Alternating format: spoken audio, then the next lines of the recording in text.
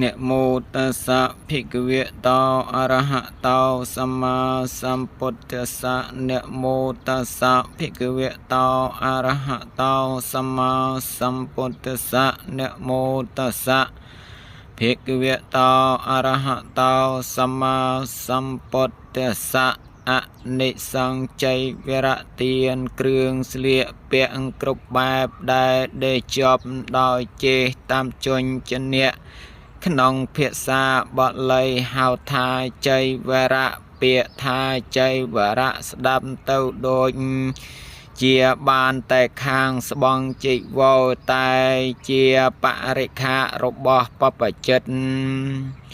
មួយមុខប៉ុណ្ណោះប៉ុន្តែតាមអត្ថដែលចែកពីចៃវរៈបច្ច័យនោះលោកថា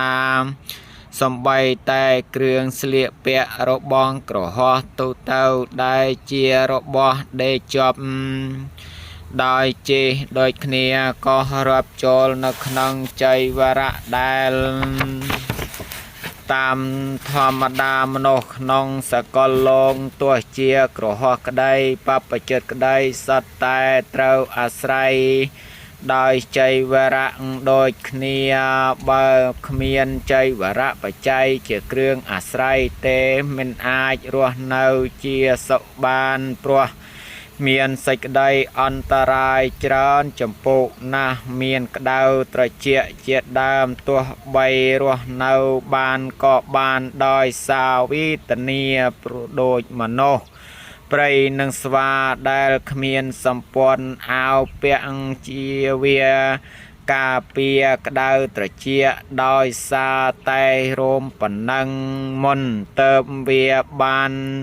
សាច់ក្រក្រិតក្រគ្រើមសម្បល់អាក្រក់ដោយគ្មានគ្រឿងការពារអាកាសត្រជាក់ក្តៅព្រោះហេតុចៃវរៈបច្ច័យជាគ្រឿង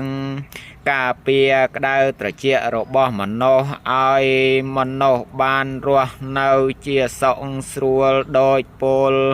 មកនេះបានជាទានដែលទាយកបានឲ្យចៃវរៈគឺឲ្យសម្ពុតអាវដល់បដិកហកៈជាក្រហមដោយសង្គ្រោះឬបានជូនសម្ពុតអាវដល់មេត្តាបិតាជាបូជាគុណលោកឬបានប្រគេនក្រេដល់បដិកហកៈជាបព្វជិតដោយបូជាគុណធម៌របស់លោកនោះជាទានមានផលអនិសង្សច្រើនជាបច្ចុប្បន្នទាំងអនាគត